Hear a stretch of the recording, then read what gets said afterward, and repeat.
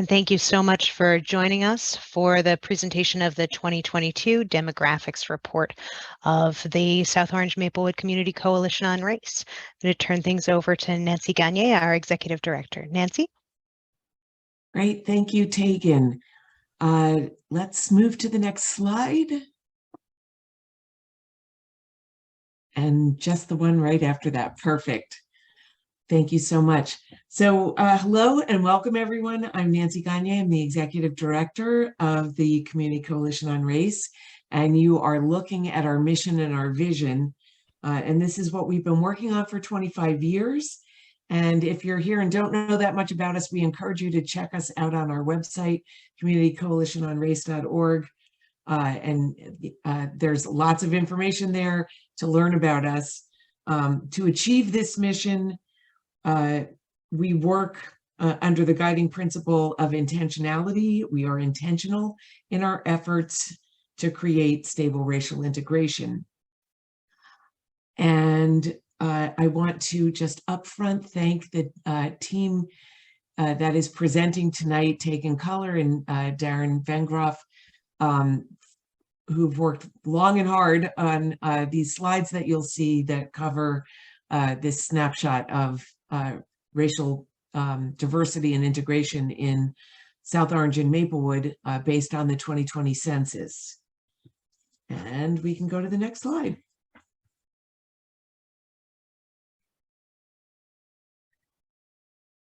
So we've asked the question, we started asking this question back in probably 2014, 2015, why do we look at demographics?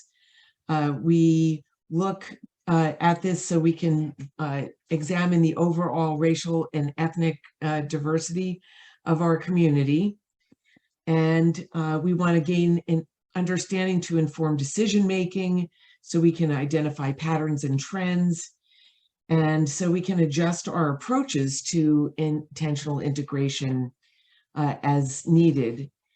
And I just want to add to that this report tonight is focused on changes in the makeup of the town's populations and where people live. In previous demographics reports, we examined additional markers of stable racial integration, including affordability of housing, availability of affordable housing, and school district demographics. And the coalition's MERT committee, and MERT is short for Monitoring, Evaluation, Research, and Testing, will be releasing reports on these and additional topics in 2023, all markers of stable racial integration. And we can move to the next slide. So we put out our first report in 2016, and you can see these earlier reports on our website. We were motivated by anecdotal stories at that time about South Orange and Maplewood becoming whiter, which was a reversal of the demographic change that occurred in the late 1990s. And we saw strong evidence of this demographic change by looking at school demographics by grade over time. And we asked if this was a true trend and how dramatic that trend would be. Would it really have a deep impact on our community? And we questioned what we, as an organization committed to racial integration and equity, could do to address the trend if it developed in a way that threatened our overall diversity, as well as neighborhood and school integration. And then we can move on. The key takeaways from our 2019 demographic report. So we did a follow-up in 2019 to the 2016 report. We definitely saw a need for affordable housing units to foster socioeconomic diversity. We saw an increase in the Asian and Hispanic populations in South Orange and Maplewood, consistent with national trends in suburban demographics. And that despite a significant affluent Black population, especially in South Orange, there was evidence of a growing income disparity between Black and white people. And we also saw the need for the adoption of a school integration plan. We saw that as a necessary component. We've always known this is a necessary component of neighborhood stable racial integration, but we could see based on the 2019 report that over time that was becoming more critical. Okay, we can go to the next slide. So we love research. We love to look at numbers, and we love to look at maps and graphs. And it's interesting in and of itself, but there are things that we want to do based on the information that we find. So of course, we're an organization that is action oriented, and we wanted to just note for you some of the changes in action since 2016. I don't know if anybody else is seeing a bar next to my, there we go. We don't have that there anymore. Terrific. So how did we respond? We developed initiatives to guide our programming and advocacy to specifically and intentionally address threats to stable racial integration. We had two initiatives that we worked from, and we're still working from them, although we've adjusted them slightly. The first is to strengthen the community's commitment to racial and cultural inclusion of all people of color by challenging the community power structures to rectify disparities and by promoting the value of inclusiveness to the well-being of the community.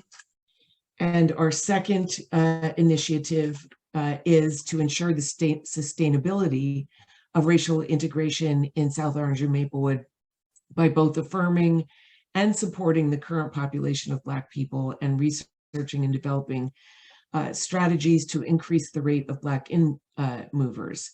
And you can see on the slide some of the specifics of the work that we did. The Wealth Gap Equalizer Loan was launched this year. We've recently just completed our third loan, so we're really excited about that. We launched the ChooseSoma.com targeted marketing website. We've done some advocacy. We've really tried to address some of the important specifics that support stable racial integration and serving all populations well and equitably. And with the towns and the schools and the municipalities, we've been looking at a commitment to affordable housing, and with the school district integration plan as well. Okay, and we can go to the next slide. So tonight, this report is pretty specific. It took a long time to get the 2020 census data. So it is 2022, it's almost 2023. The census was conducted up and through 2020. We had expected the information to come to us in 2021, March to be specific, but a lot of it was slowly released in bits and pieces, and it took us a while to get it and digest it and see what made sense to present to you tonight. But as you can see from our research questions, this report is focused on changes in the makeup of the town's populations and where people live. And we will have later reports that will address additional topics, including housing values and availability of affordable housing, school district demographics, which are a little harder to come by than they were when we did our earlier reports, but we will get them. Representation in elected and unelected civic roles and in business ownership, and other markers of stable racial integration, which we will talk about toward the end of this report. And now I am going to hand this off to our other two presenters for tonight. Actually, I'm going to hand it off to our first of the team, Tegan Color. Thanks so much, Nancy. Give me 1 second. Let me just, here we go. Okay. So I'm going to start out by talking a little bit about how we got to what you're going to see tonight. And Nancy mentioned that we waited a long time for census data. We've been so excited about having an actual count, and I'll tell you why as we start to go through what these numbers represent. Nancy mentioned that this report is put together by the Coalition's Monitoring, Evaluation, Research, and Testing Committee, which was originally formed to examine issues related to real estate steering in South Orange and Maplewood back in the 1990s, just as the coalition was beginning. So tonight's report is primarily drawing data from the 2020 US Census, in contrast with the 2019 report and the 2016 report before it. These earlier reports use demographic data from the American Community Survey, which operate on a set of estimates projected from a small subset of data rather than actual counts of the population. So this report uses very limited data from the American Community Survey, only where we couldn't get it from the census data, but it is primarily drawing from the US Census data from 2020. So before we get started, we want to give you some information around some of the terms that are used here in tonight's report. The first of these is ethnicity as Hispanic or Latino or not. In the 2020 census, the question on Hispanic or Latino ethnicity is separated from race. In many data sets, individuals who indicated Hispanic or Latino identity are characterized as Hispanic or Latino regardless of race. So that means that when you combine this information with data on race, the percentages sometimes exceed 100% of the population. Some of the data products do break out Hispanic and Latino respondents by race. However, given the size of the Hispanic and Latino population in South Orange and Maplewood, we felt it was really clearer to look at Hispanic and Latino ethnicity independent of race. The next piece is around the use of the term some other race, and you'll see what the categories are around race as we go through this information.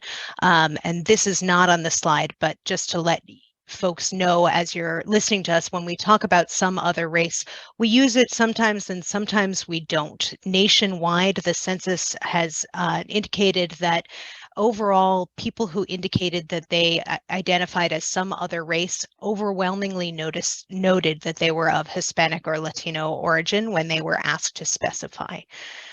So this has implications for comparing data from the 2010 census to the 2020 census. In some cases, the changes in percentages of racial groups between 2020 and 2010, for example, decreases in the percentage of the population who identify as one race alone, are partially explained by the changes in those identifying as two or more races. So if you see on the screen, there's a definition that talks about race alone versus race, and there's two different categories. This data shows the percentage of one race population alone or in combination with any other race. So someone who identified as more than one race, and people could identify as up to 5 different categories, again, independent of ethnicity, that is indicated as race alone or in combination. In contrast, the designation race alone, for example, Black alone, represents only individuals who chose either Black or African American alone, or who only chose Black or African American in the survey, versus those who chose at least one other race who would be categorized under race in combination.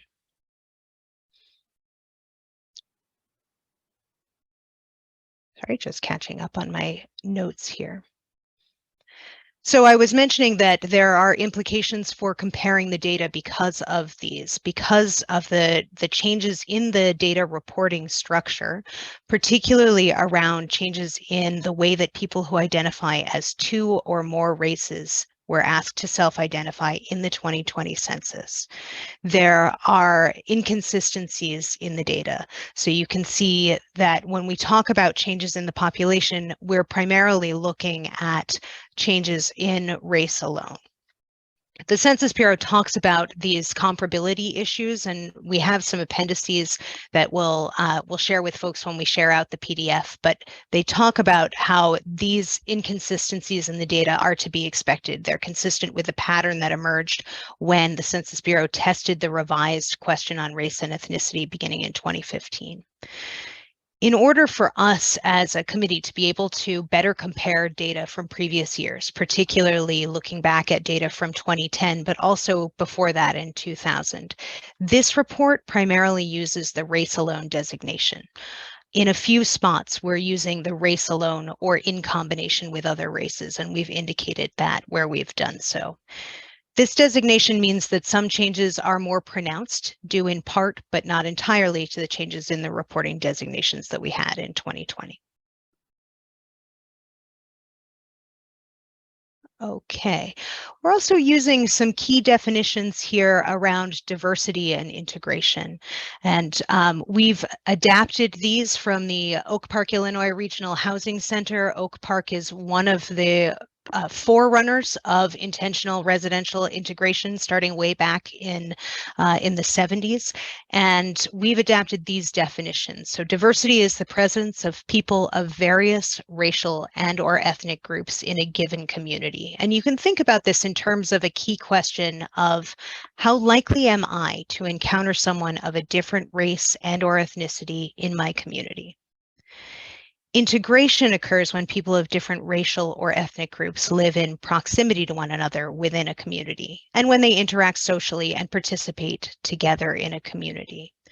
And the key question around integration is to think of it in terms of, in my community, how likely am I to have immediate neighbors, acquaintances, and friends of different races and or ethnicities than my own? So let's take a look at this visually. On the left, you can see a community that's neither diverse nor integrated. And this community is extremely homogeneous. You see all the blue dots with just a few orange and green dots at the bottom, very little variety among the neighborhoods. In the center is a community that is diverse but not integrated. And in such a community, people of various races and ethnicities tend to live in closest proximity to other members of their own racial and or ethnic group. Given our nation's structural and historical patterns of racial residential segregation, it's not surprising that many communities that are diverse remain highly segregated by race and or ethnicity. The final example is a community that's both diverse and integrated. People of various racial and ethnic groups are spread throughout the entire community. And this can actually be computed mathematically. So diversity is computed using a formula that captures how likely the average person is to see people from a different racial or ethnic group in their neighborhood or their local area. It's measured on a scale going from 0 to 1.0. So 0 would mean that there would be no diversity whatsoever, that group on the left. Basically, everybody looks the same or belongs to the same racial or ethnic group. 1.0 is the maximum theoretical, but in reality, not achievable value. Now, integration builds upon that. It's computed using a formula that looks at diversity over a collection of nearby neighborhoods or areas. It's also measured on a scale from 0 to 1, but integration is never larger than the calculated diversity of the same area. So an area that's not diverse cannot be integrated, but an area that is diverse might not be integrated. And we just want to acknowledge that this is part of the dissimilarity index that's been in use since 1955. And it's an imperfect measure, and I want to acknowledge that. The two major complaints that folks make about this index are that it asserts this idea of evenness, which is kind of abstract, and it only really compares two groups relative to one another at a time. So, for example, my group and other people who don't look like me. In addition to this idea of evenness, of distribution, the other four indices of measurements that are used by researchers to get a more solid and nuanced picture of segregation versus integration are things like exposure, concentration, centralization, and clustering. I also want to acknowledge that what the stats say in terms of racial integration can be very different from people's perceptions of racial integration. So people often define true racial integration as both residential and social. And Nancy started us out by talking about our vision statement, which says we aspire to be a community in which people of different races, ethnic groups, and backgrounds can interact, form friendships, and participate fully in the community's economic, political, civic, and educational and cultural life. So that's what we're aiming for. And I want to acknowledge that, as Nancy said, we love research. We start with the numbers, and the numbers don't always tell us everything. But that said, we're going to look at where the numbers are now. So I'm going to hand things over to Darren, who's going to talk a little bit about where we stand now in terms of demographics in our communities.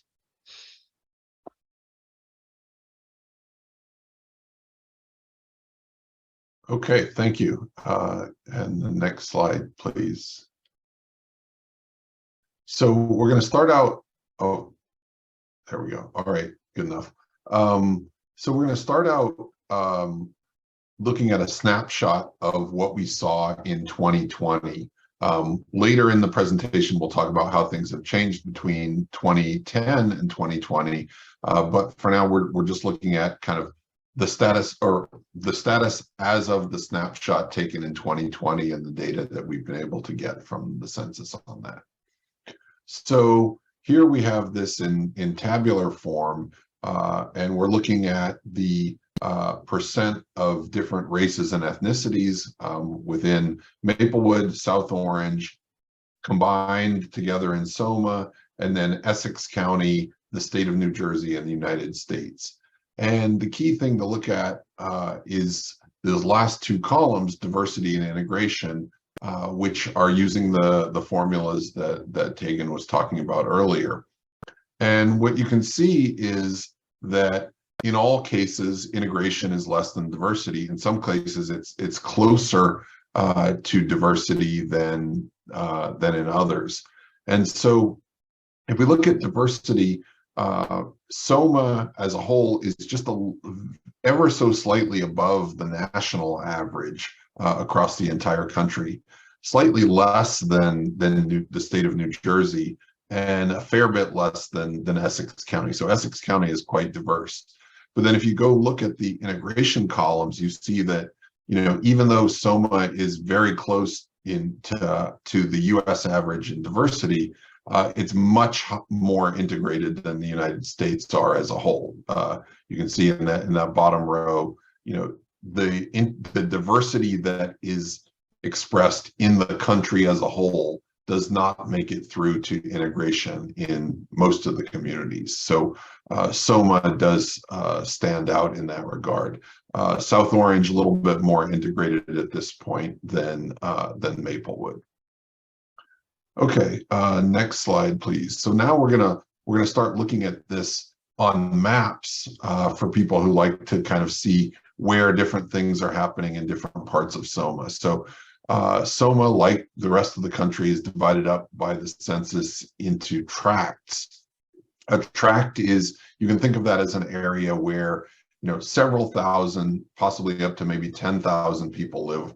When census tracts start getting more dense than that, the Census Bureau will cut them in half in the next census, so they're not quite so large.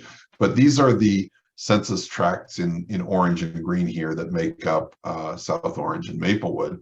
So now let's look at how how diverse and or integrated these various tracts are. So you can see here, and we've highlighted in yellow some of the major streets going through SOMA, so you can kind of get your bearings here: South Orange Avenue, Valley Street, Springfield Road, and so on. And you can see this is the diversity metric that we computed, and it tends to be a little bit higher kind of in the northern and eastern parts of SOMA, and lower sort of over towards the south and towards the west. So that's diversity within SOMA. Let's move on and look at that now at a smaller level. So the next lower level below the census tract that the census has is what's called a block group.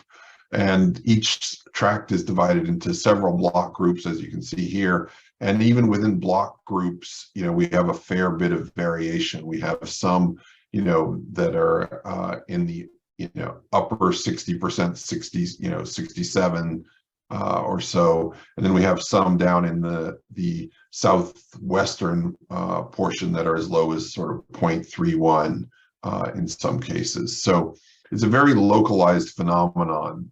You can have diversity in one relatively small area and much lower diversity in a similarly sized area nearby.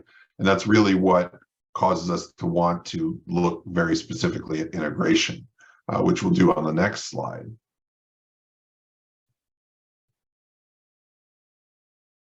So integration, again, says, okay, how is that diversity within an area distributed among smaller areas within the larger area? And so when we do that computation, we again see the same general patterns, and we see that in most cases, integration is relatively close to what the diversity was within the similar area. And we can zoom in as well and look at integration a little bit more locally on the next slide. So on this slide, we can see again that there's similar pattern of geographic variation in integration as there was in diversity as well. So again, it can be a fairly localized phenomenon. And I think I did see one quick question pop up about whether we'll generally take the questions at the end, but one about whether this was self-reported, and the answer is no. This is, I mean, in a sense it is, because it's what people report to the census, but we actually took the census data and computed all of these numbers ourselves based on the numbers published in the census. Okay, great. So summarizing then, kind of coming back into a tabular form, what we just saw on the maps, the various census tracts that make up SOMA, numbered on the left, and then we've sort of given a rough description of how people in SOMA would think of those areas or describe those areas and what town they're in. And then you can see again the diversity and integration within each of those census tracts in SOMA.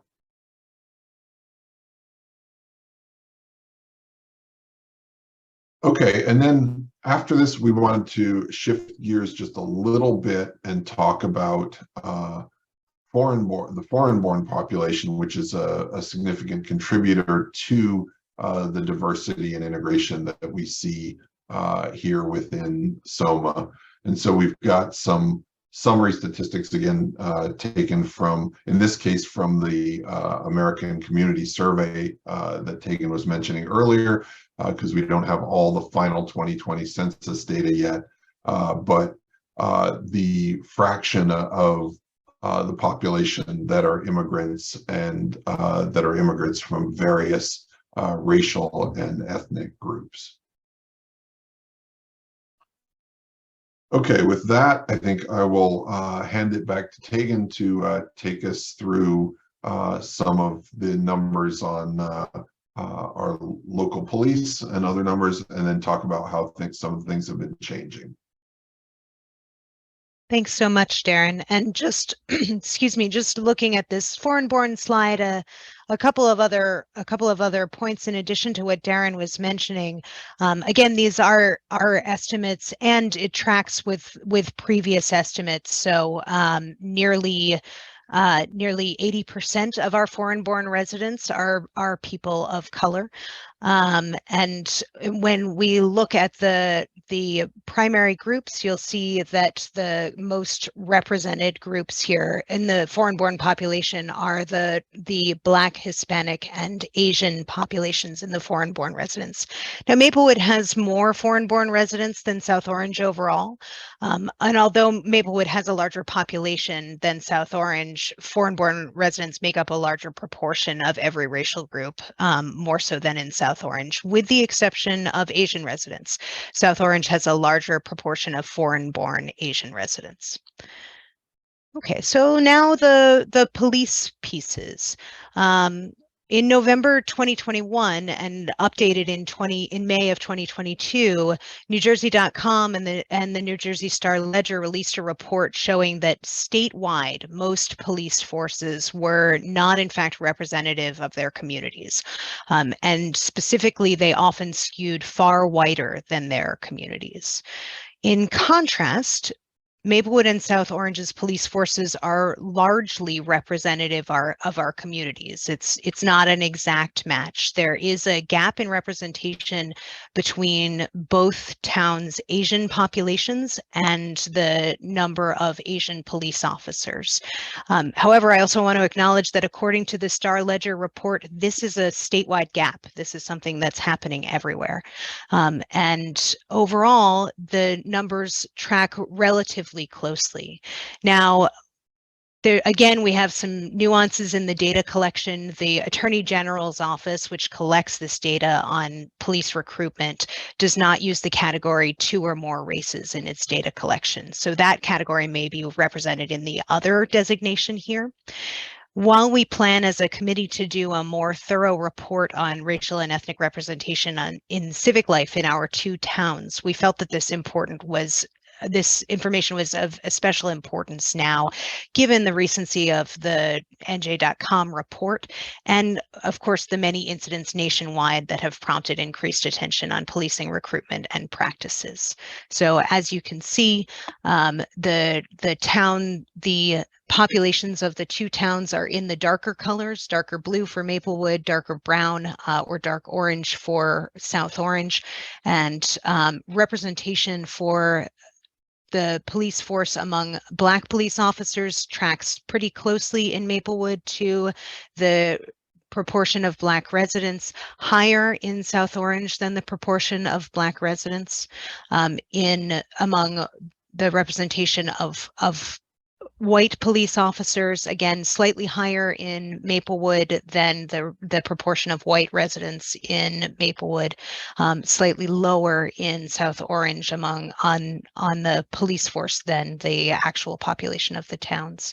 And for both towns, the number of police officers who identify as Hispanic or Latino outstrip the proportion of Hispanic or Latino residents in the towns.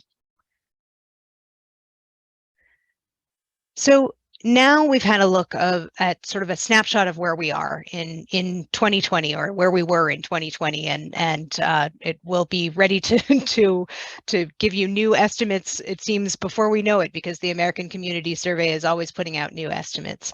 We're going to spend a little time now looking at changes over time. So first is changes in population. Both towns added population numbers in the last decade. So from 2010 to 2020, the overall population of the 2 towns increased by about 10.25%. Maplewood grew by 7.6%, and South Orange grew by 14.1% in this 10-year period.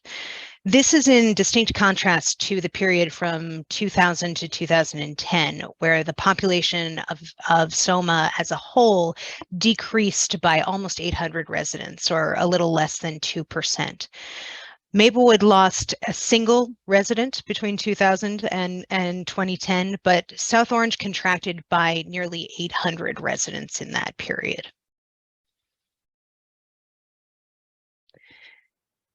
So looking at the population numbers now by breakdown in terms of race and ethnicity, the population of South Orange and Maplewood combined that identifies as Black or African American decreased between 2010 and 2020. As we were talking about earlier, there is a distinction in the data collection between people who identify as race alone versus race in combination with race alone or in combination with other races. However, not all of these changes demographically can be explained away by the nuances of the data collection. So for example, during this period, the population of residents in South Orange and Maplewood who identify as Black alone, not any other race, decreased by about 9% of the two towns' 2010 population. That's what that proportion is. And the population of residents who identify as Black alone or in combination with any other race, which again would bring in individuals who identify as multiracial, decreased by approximately 700 people, about 5% of the two towns' 2010 Black population. At the same time, several population segments increased, again, relative to their numbers in the 2010 population during this time. So the proportion of the population who identify as white alone increased by 8.5%. Those who identify as Asian alone, not in combination with any other race, increased by about 40%. Now, those numbers are still, in terms of overall population numbers, around 5%, but the overall increase was about 40% of the 2010 number. Similarly, the Hispanic or Latino population in both towns increased by almost 50% from its proportion in the 2010 census. And the proportion of the population who identify as two or more races or multiracial more than doubled. So again, we're talking about some nuances in data collection, but not all of the changes can be explained by those differences in the way things are defined by the census. So this graph represents change over time in South Orange and Maplewood's racial and ethnic makeup between 2000 and 2020. And straight population numbers are on the left, and then the percentages are on the right-hand side of the screen. So as you can see, in terms of population numbers from 2000 to 2010, the white population decreased and the Black population of both towns remained about steady, while other race groups increased. However, starting in 2010 and going until 2020, the white population increased numerically, as did the populations of Hispanic, multiracial, and Asian residents. And then as a proportion of the total, you can see things are moving as well, although the indices are a little bit different because of the changes in population. So looking more closely at Maplewood, we can see that the decrease in Maplewood's white identifying population from 2000 to 2010 coincided with an increase in Maplewood's Black identifying population during that period. At the same time, the population of folks who identify as Hispanic climbed, while the Asian and multiracial populations remained steady.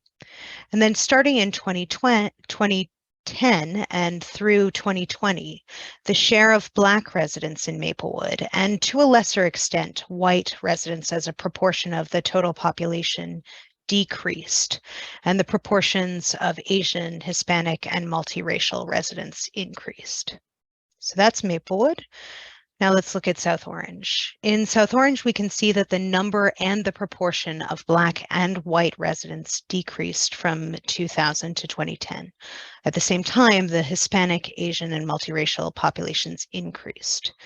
Starting in 2010 through 2020, there was a substantial increase in the number of white in-movers, along with an increase in Hispanic, Asian, and multiracial in-movers. However, the number of Black in-movers dropped.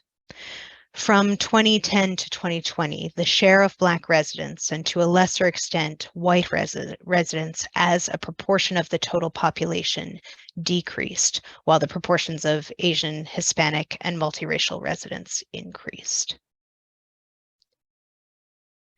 This table shows the same information in tabular form. It's the racial and ethnic makeup changes in SOMA and in each town between the period spanning 2010 to 2020. And it includes the difference between the percentages of the population shares between 2010 and 2020. As we mentioned previously, the two towns gained over 10% in terms of their population, with a larger increase in South Orange proportionally. And looking here, I want to draw your attention to this number. As a share of population, Black residents decreased by 5.5% in this time period. Now, I do want to note that this is somewhat in line with what we expected based on the reports that we put out in 2019 and previously in 2016. So the estimates from the American Community Survey looked pretty accurately at what was happening. However, I want to say that when we got these data, there were actually fewer losses in the overall share of Black residents than we had expected and indeed feared based on those earlier numbers. And we saw more gains in the multiracial population. And part of that is likely due to the nuances in reporting and definitions, but again, not all. So now I'd like to hand things over to Darren, who's going to take us back to the maps to look at what these changes mean in the actual spaces. So here we go. Okay, great, thanks.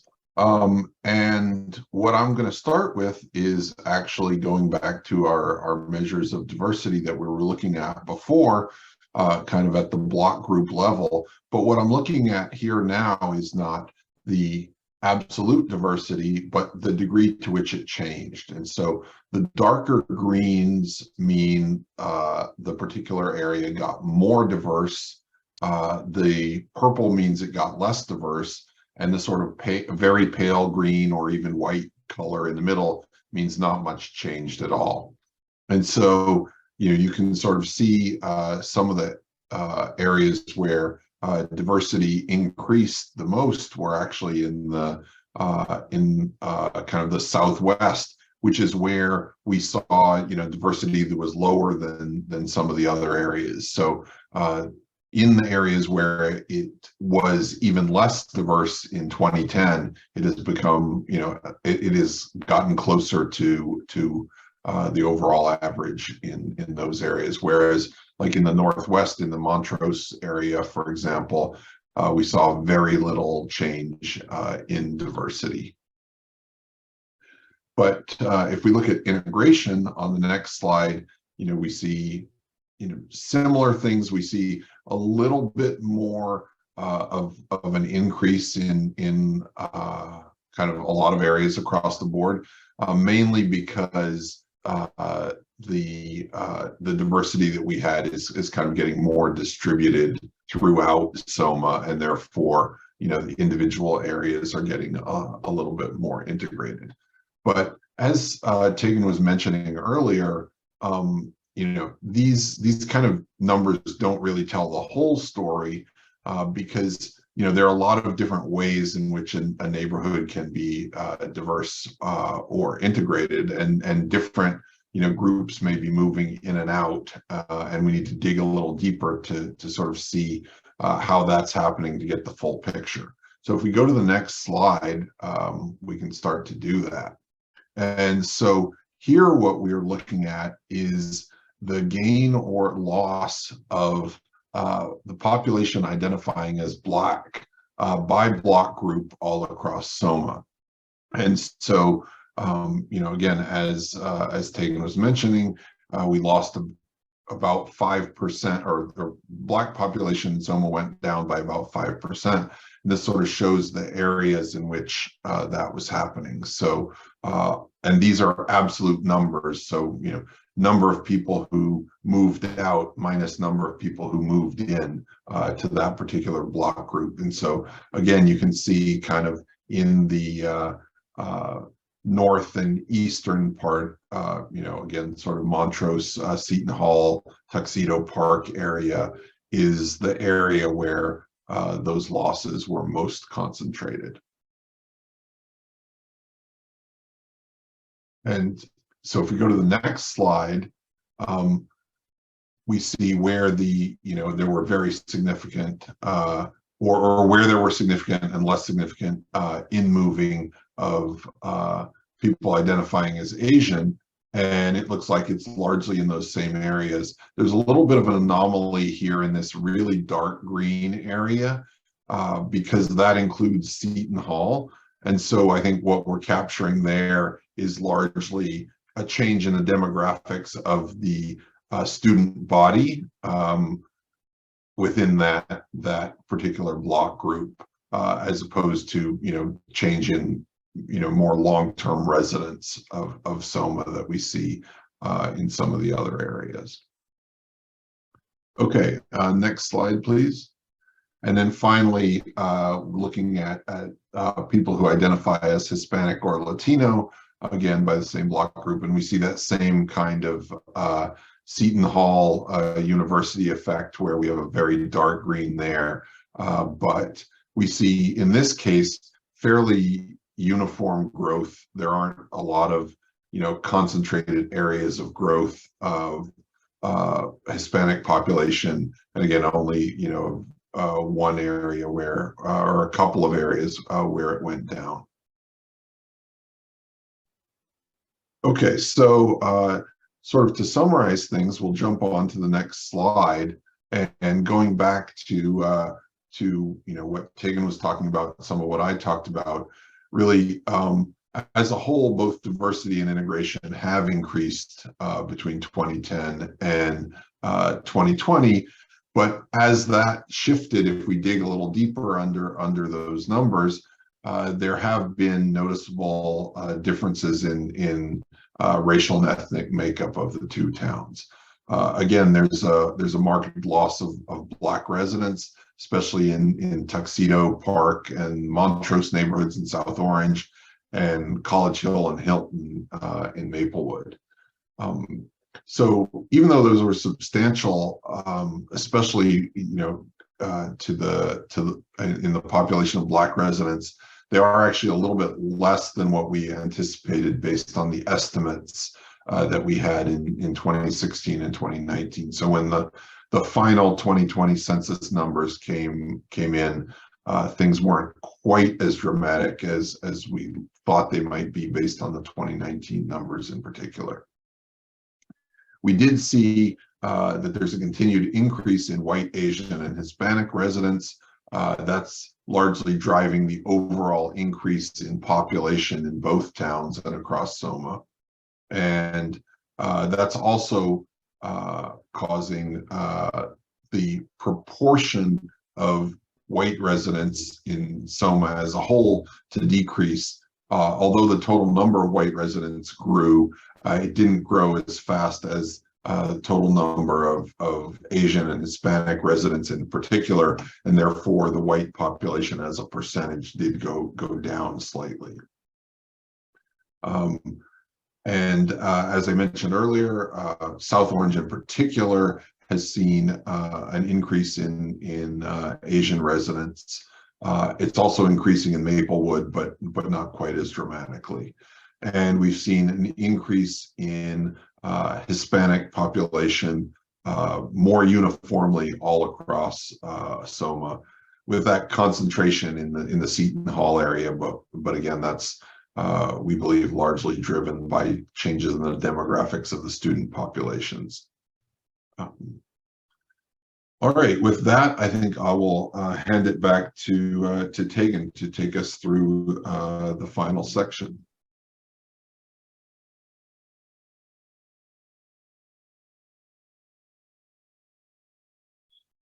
Sorry, Darren, I'm just having a moment of Zoom not being my favorite technical piece right now. So looking at outward from South Orange and Maplewood, as in the past, our committee, the MERT committee, has generated a list of comparable towns to consider demographics, to look at how other local areas are doing in terms of diversity and integration. And towns in our current list were included based on a combination of criteria, including our immediate neighbors. So Milburn, East Orange, Union, Irvington, Springfield, West Orange, and so forth. Other towns that are on a Midtown direct train line, and particularly looking at towns that have either similar size populations or similar population breakdowns. And then there are some towns that are often considered similar towns or affinity towns when people talk about commuter towns in New Jersey. Places like Montclair come up, Westfield, a few of those. So looking at this list of diversity and integration in our comparable towns, you see we've included the diversity and integration for the nation as a whole, for the state, for Essex County, and then in the green box, you'll see the numbers that we shared with you earlier around for South Orange and Maplewood together and then separately. And as you can see, we have relatively high levels of diversity and integration compared to the towns that we looked at. And other towns, notably Bloomfield, Roselle Park, Union, and West Orange, are both more diverse and more integrated. And as I mentioned earlier, this is an imperfect measure. So I want to just point out again that the diversity index doesn't account for the type of diversity. So a mix of all races and ethnicities would look just the same as a similar mix of only two racial groups. So as we get into some details, you'll start to see how that plays out a little bit. So there are a lot of numbers on this, and I know they may be a little bit difficult to see, but this is the first of a series of charts that shows the changes in various population groups among our comparable towns between 2010 and 2020. And we have put in all of these Maplewood and South Orange's numbers at the top in the darker text so that you can see, and the population change as a percentage appears in the rightmost column of each section. So one thing I do want to point out is that if we look at Montclair, which is often considered a comparable town, did experience a similar contraction in its population of Black residents, similar to Maplewood, about the same. Maplewood's contraction was 4.2% loss and Montclair's was 4.3% loss. They have the larger population, so that represents a larger group of people. The town with the proportionally largest increase in Black residents was Union, here with a 4.1% increase, followed by Roselle Park, actually 3.2%. However, if you look at Roselle Park, their overall number of Black residents and therefore share of the population is significantly smaller than in some of the other comparable towns with high rates of diversity and integration. This table shows similar data for changes in the Hispanic and Latino residents and Asian residents among our comparable towns in the same time period, 2010 to 2020. Some towns experienced far more growth among these two populations. For example, Bloomfield, Roselle Park, and Union all experienced pretty substantial increases in their Hispanic populations. And Milburn experienced a very strong surge in Asian residents during this period with an increase of 17.2%. And finally, this table shows the changes in residents of comparable towns who identify as two or more races between 2010 and 2020. And one of the things that I just want you to take away from this is that every single town on this list has a positive change in terms of the proportion of their residents that identify as two or more races. So that really brings home that there are some changes to the data collection that have an effect on the way that that we're counting population now across the board. So that's all the way around. And if we're looking at major increases, Roselle Park leads the the group in terms of increases in individuals identifying as 2 or more races, followed by Bloomfield at a 6% change, and then Union at a 5% change. Oh, and I forgot Orange in here at a 7.3% change. So as I mentioned, in our 2019 and 2016 demographic reports, the coalition had noted and expressed concern about loss of Black residents in South Orange and Maplewood. And this map shows how this pans out for not just South Orange and Maplewood, but many of our neighboring towns. As you can see in this map, the greatest loss in the neighboring areas in this area here of Black identifying residents occurred in South Orange, Montclair, and Maplewood, respectively. Irvington, Union, West Orange, and Bloomfield gained the greatest number of Black residents. Now, I do want to point out that both Irvington and Union already had substantially large proportions of Black residents in their overall population, and they gained more.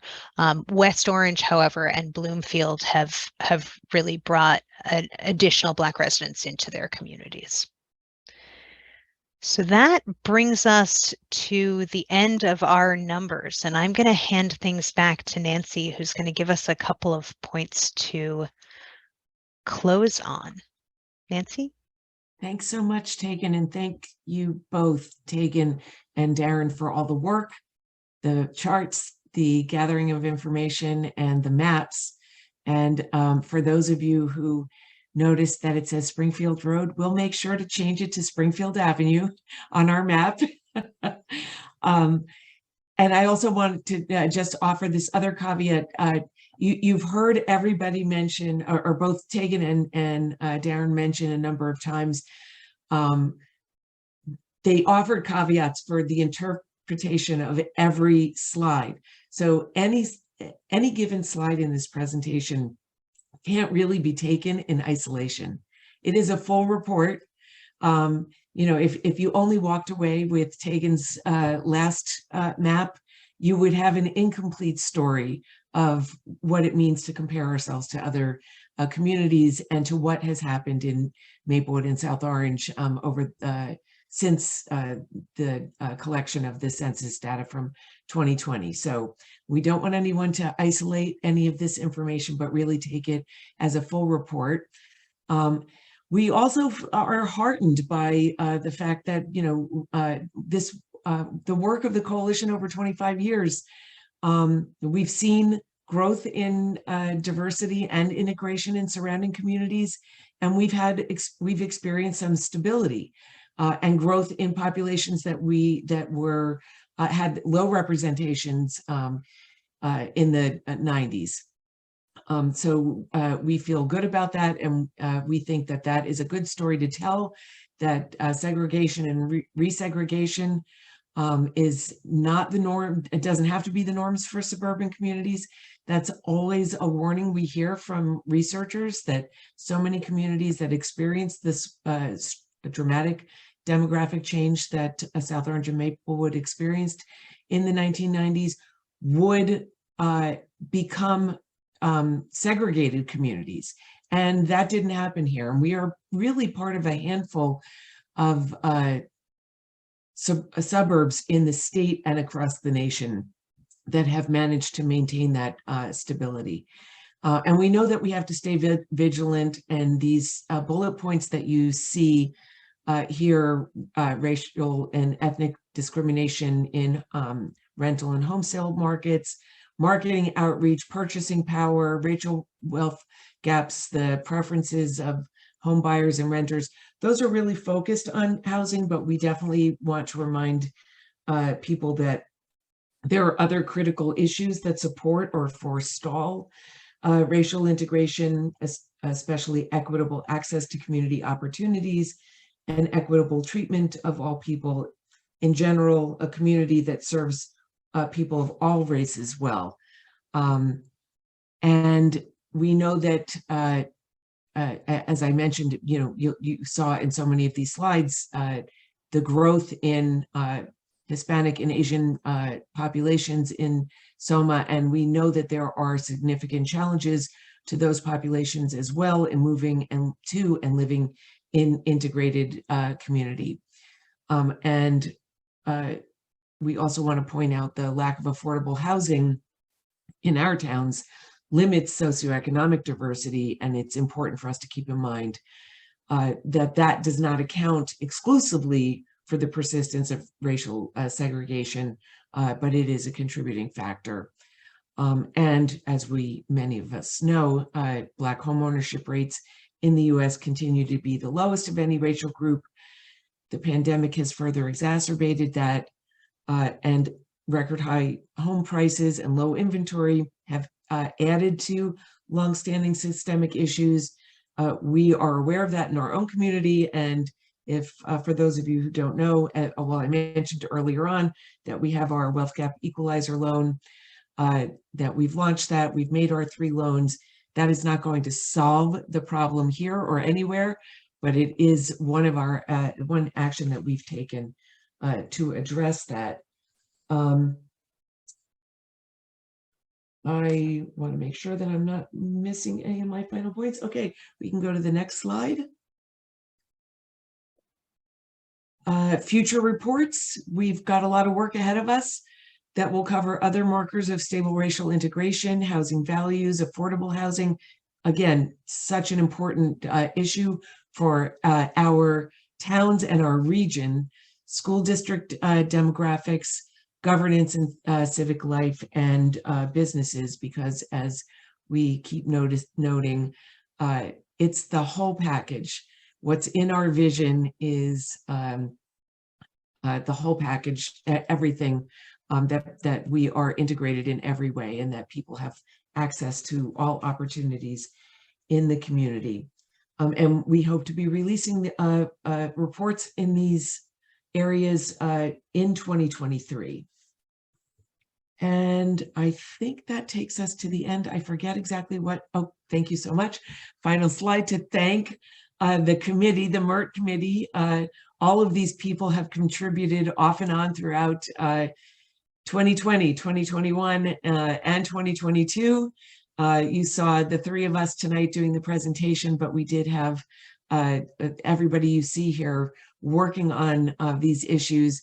And it really was started, back in 2015, 2016, with Layla Sullivan, Kathleen Mitchell, and Fred Profeta were also on this. And Chris Stetson, we need to include him on this list. We will make sure that that gets into the printed version. He was a big part of our reporting in the earlier years. And I want to thank everybody who showed up tonight to pay attention to this, and to, I think we had some elected leaders. I know Board of Education member Arun Vadlamani is here. We know that this information is important to share with our elected leaders, with our Board of Education, and with other community groups. And we hope that it will be instructive and helpful. And now I think at this point we are at the question. So if people have questions, Tegan, I think, I forget Nancy, who's. this is the time, and I will be handling questions.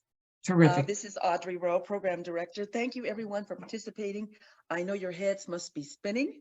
We do want to reassure you that we will have a videotape of this presentation up for you to go over with more details. But in the meantime, if you do have questions that you'd like to place before our committee, now would be the time. You have the option of either raising your hand or typing your question into the chat, and I will do my best to observe and make sure that we acknowledge you and you get your question answered. Let's see, I'm looking for, I guess I better go gallery view so I can see you.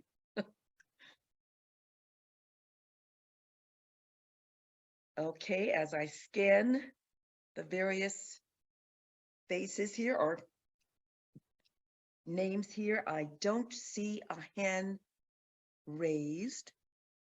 And I will just jump in and say, Audrey, if we don't get specific questions tonight from the audience, we know as Audrey said, there's with so much information to take in, things may occur to you. And after we publish the report and put the PDF up on the website, we are available to reach out. But take a few moments to think, and we'll hang out. Also, we're getting comments in chat. We thank you so much. People acknowledging how helpful this was. We'd like to formally get your input in the way of our evaluation, which will pop up on your screen when you exit. And you heard earlier that there will be other areas for research, and you have an opportunity to shape that, because in the survey, there are opportunities for you to check those things of interest to you, so we can reflect your highest interest. I'm still scanning to make sure that we know sometimes it takes a minute to formulate your question. So I'm there's two questions in the chat, Audrey. Okay, thank you for that. The first question that I'm seeing, well, I think it was already answered. Is integration self-reported? And I believe we said that the numbers were actually based upon the census and not self-report. And then the other question was not a question, but comments of people saying, very impressive and thank you. Mm-hmm. You can double check me and make sure I'm not missing something. Sure. Here's one. Go ahead, Tegan. How do you interpret the drop in Black population and increase in white in-movers is a question. I guess any one of our committee members can take that. I can take a stab, and then I'll let folks add in. I want to say thank you, Diane, for this question. It's the $50,000 question. So as we know, when the coalition began 25 years ago, the two towns were experiencing a period of white flight, and one of the things that the coalition was working to do was to eliminate the use of real estate steering and to bring people to the two towns, and all people, but the coalition really focused on a period of marketing the two towns to make sure that people were interested in moving here. I think in some ways it's possible to think about the idea that, perhaps we're a victim of our own success. We've marketed very well. The word is out. There are lots of articles that have come out over the last decade and more about what a wonderful place this is to live, and people are moving here. I will say that not all of the press that we have gotten is focused on our integration efforts, and so we don't exactly know, but we know that there has been an influx of white in-movers. In part, people are drawn, and folks know this. People are drawn by the prospect of a diverse suburb. And many of those people who are drawn by the prospect of a diverse suburb identify as white. In terms of looking at what's driving Black outmovers, for example, that we don't know. We've been trying to figure out this for a long time. We do know that there is a lot of evidence of migration of Black populations across the US. There's a lot of movement west in people who identify Black, and a lot of movement out of the Northeast and into the South, particularly. So we think that in part we may be experiencing that trend, and there are likely some other factors as well. So I wonder, Nancy, Darren, if you'd like to add to that. I was going to say exactly the same thing, and definitely make that point about the overall trend of outmigration of people who identify as Black, especially to the South and to the West. That's an issue for the state of New Jersey and the Northeast. And addressing one of the reasons that we worked so hard on those initiatives when we saw those changes in Maplewood and South Orange, and we saw the greater drama actually happening earlier on, beginning in Montclair. We developed those initiatives so that we would be doing the same kind of marketing to people of color as the towns and the organization did in the 90s to white people, so that we would, have we could demonstrate a reason, we could target those populations and show them that there is a reason, many good reasons to move to this community. And we have to be true to that. So that's the other part of our work. We have to live up to those promises and deliver on the expectations. Yeah, and I would add, Nancy, in every part of our community, right? And make sure that this is a welcoming and nurturing place for people to live in our schools, in our civic institutions, in our amenities, and all of those things. Darren, did you want to add anything?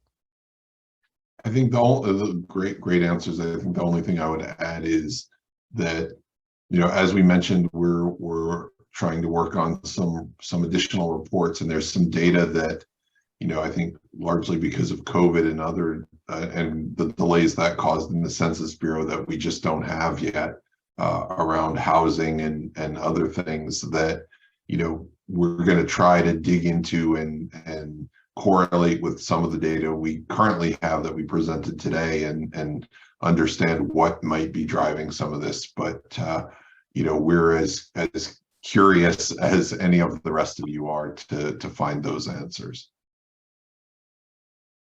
Okay, if that's all the response, I believe the next question that was in the chat is from Jason Mosh. I hope I'm saying that correctly. Jason, are you still with us? Yes. Okay, great, Jason. Would you like to read your question? Yeah, I was just curious. The big numbers we saw in the Seton Hall area, the changes, did Seton Hall grow in total from 2010 to 2020?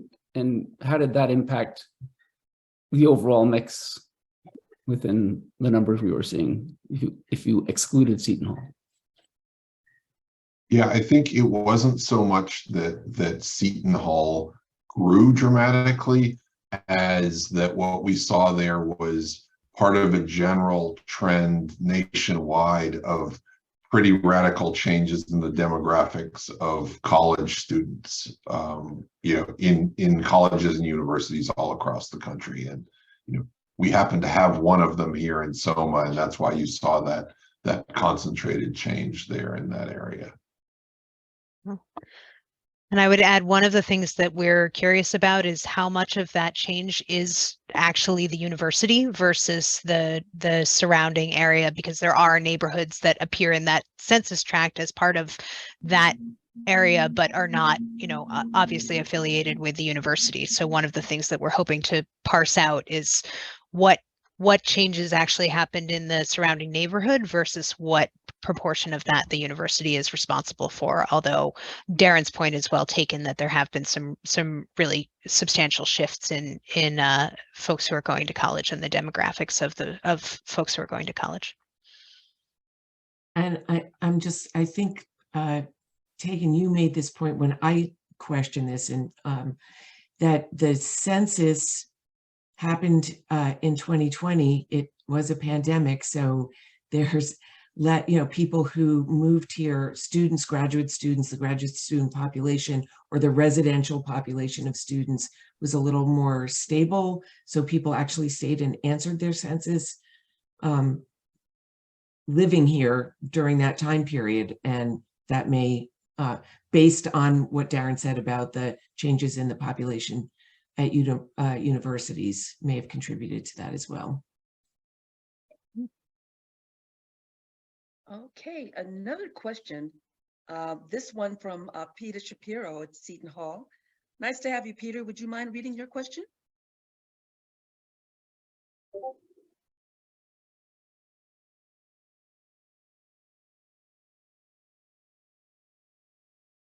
Let me just see if he is still with us. Let's see. Peter, are you still with us? I think Peter's there, but on mute. Can you unmute if you are? Yeah, I'm unmuted now. I'm unmuted. Thank you so much. Do you want to read your question, please? I was asked, it's great work, by the way. You know, I run a course at FDU on racial demographics, and this is beautiful work. The thing that was striking to me about this was when you looked at the track data from Maplewood, that the western part of Maplewood looks substantially less integrated. The numbers were down in the 0.3 area, which is basically very unintegrated. Is that accurate? So in a word, yes. Thank you for raising that question. It's consistent with what we saw in our last report. Maplewood has been consistently less integrated than South Orange between the two towns, even though South Orange has the smaller population. Maplewood is less integrated, and particularly in those western sections. I'm flipping through the slides because I want to bring up the change in the numerical changes in the populations, and I'll share this now with folks. I was actually really gratified to see over here in the Wyoming area of Maplewood that abuts the reservation, one of the areas that has historically been the least integrated had a pretty substantive uptick for this area in its Black identifying population. Looking at some of the other changes, again, you see some small changes in this area, but less in the area closer to downtown Maplewood, more central Maplewood. But this is the populations identifying as Asian, and again, an uptick of 15 people. This is a large area, but a lot of it encompasses the reservation. So we're glad to see these changes in this western part. And again, in the Hispanic and Latino populations, again, the most substantial changes are there in the westernmost part of Maplewood and less so in central Maplewood, although you can see there are some significant changes in the Hispanic and Latino populations in this sort of central western area. But yes, Peter, to your question, Maplewood has been the less integrated town of the two consistently since we started doing the demographic reports, and the western parts have been the least integrated. Yeah, I think one thing I would add to that, and just to, you know, the reason we specifically look at, you know, integration numbers versus just looking at diversity numbers that a lot of people look at, and they're easier to compute, is that, you know, an area like the western parts of Maplewood could be diverse but not integrated, or it could be, you know, not very diverse, and therefore that puts a cap on how integrated it could be at all. And those are two different problems that probably need to be addressed in different ways. In this case, if you look at the diversity numbers for those same areas, you'll see they're actually quite low as well. And so it's not that there's a gap between that they're diverse but not integrated. It's that their diversity numbers are lower than some of the other parts of SOMA, and therefore that's putting a cap, and their integration numbers are actually fairly close to their diversity numbers. It's just the diversity number sets that upper bound on what your integration number can be at all. Yeah, I would just, if I can say one more thing, if we look at Montclair by comparison, we see a similar pattern where the northern part of Montclair is very poorly integrated, even though there's an impression that Montclair is a well-integrated community. Yes, that's absolutely correct. I've looked at these same numbers for Montclair and saw exactly what you described. Any other response to that question? Okay, we'll move on to the next question, which comes from our Board of Education member, Arun Vadlamani. Arun, would you mind reading your question for us? Sure. So, I mean, great work as always, because I used this extensively, the previous report, while I was kind of researching, the whole, what problems we face in the education system. So, I mean, given that the intentional integration program will be complete in 2 years, what I mean by that is it will be used for every grade in our school. And what that also means is that every school will look like every other school with, I guess using your words, I mean, integration index is equal to 1. And what's next?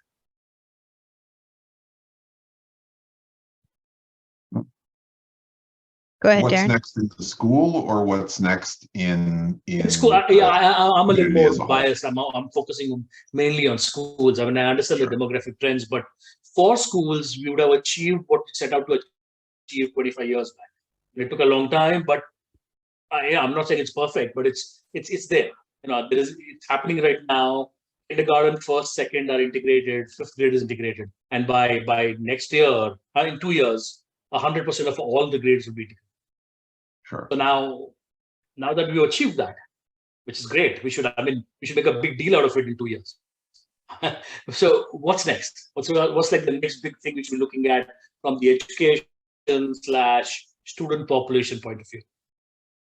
So I would say, first of all, amazing to be able to achieve that, like phenomenal work.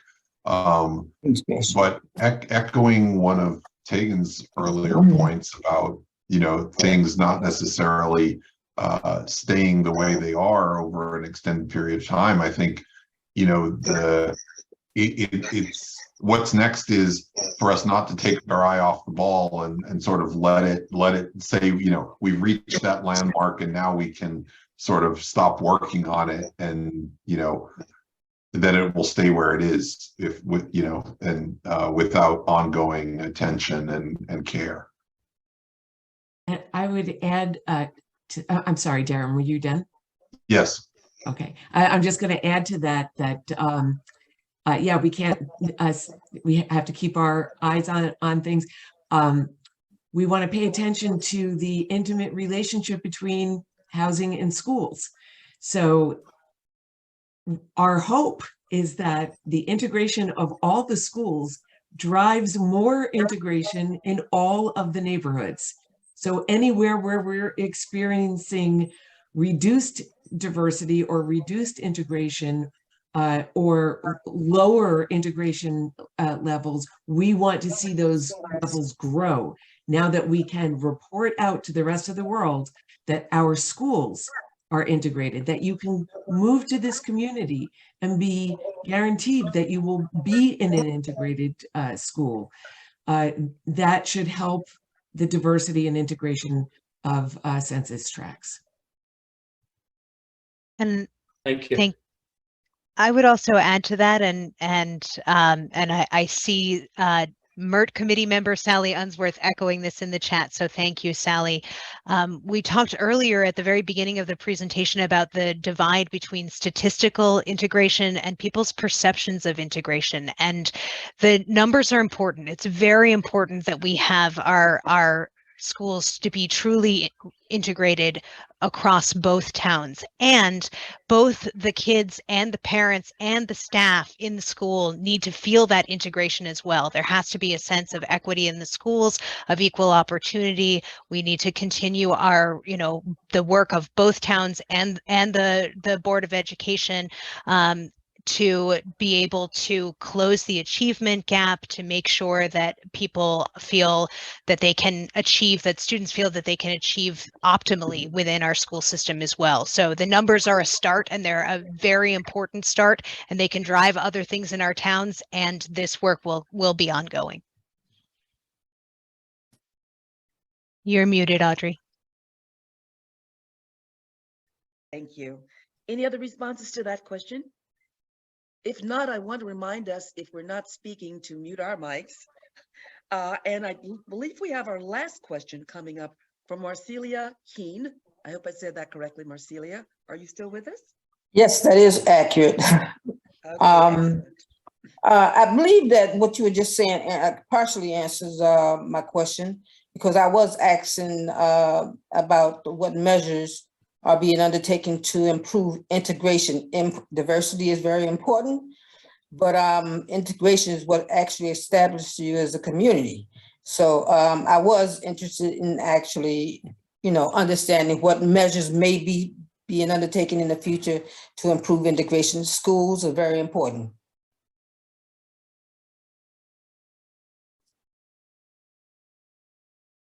Would one of you like to take that question? I'm I'll looking at just- Nancy because she looks like she has something on the tip of her tongue.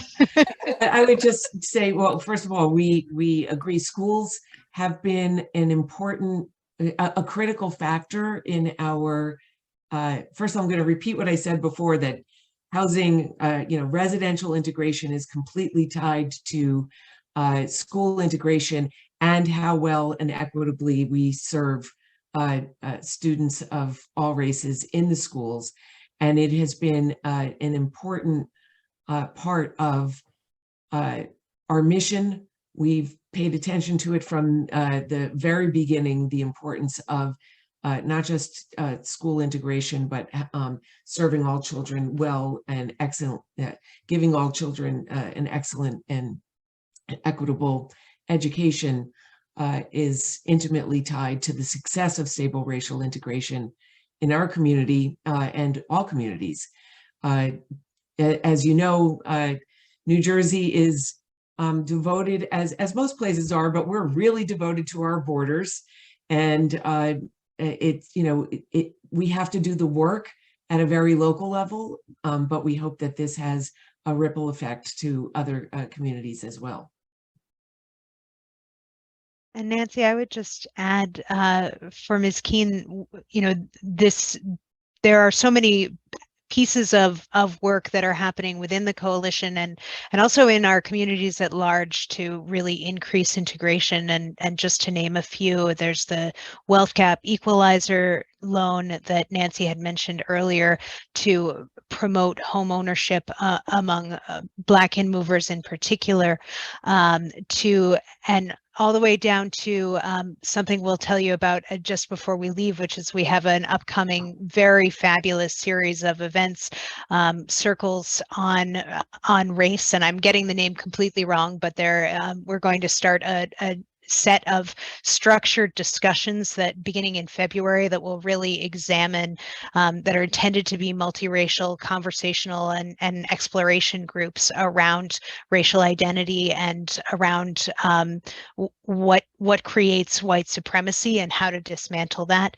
That's part of it. And I think also it's important for people to commit to intentional integration in all their activities. And our institutions are really committed to this, our schools are committed to this, our governments are committed to this, and at some point it's on individuals to really look at who's in their communities, to know their neighbors, to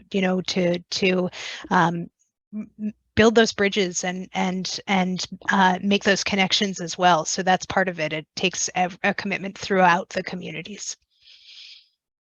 For sure, thanks, and I'm looking forward to those future sessions. So much. I believe that will end our Q&A session, and now I'm going to turn it over to Nancy to close us out.